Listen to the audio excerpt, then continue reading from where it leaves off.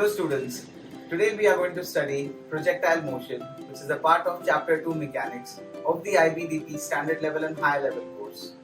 This chapter has about 16% weightage in the IBDP examination. So let us get started. So what is projectile motion? Projectile motion is a two-dimensional motion in which an object follows a curved path under the action of gravity. In case of Earth, it's going to be under the action of Earth's gravity. So when we say it's a two-dimensional motion, it means the motion is going to be along the x-plane, that is also known as horizontal, as well as along the y-plane, which is also known as the vertical plane.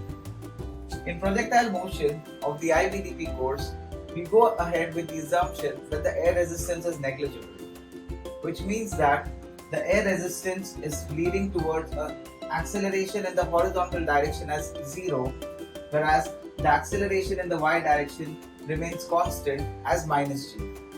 The significance of the negative sign indicates that the acceleration due to gravity is going to act in the downward direction. So let us now ahead understand the topic.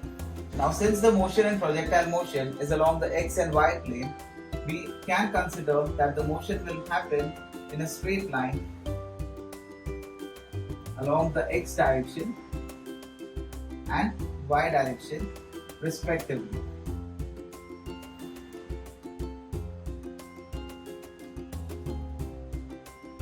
Also, the fact is that the acceleration in the x direction is 0, whereas the acceleration in the y direction is minus g, indicates the fact that the acceleration is going to be constant throughout the motion of projectile.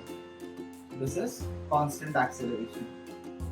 The condition of using Stewart equation is that the motion has to be a straight line and the acceleration has to be constant, and therefore we can make use of the kinematical equations, also known as the Stewart equations, while solving questions relating to projectile motion.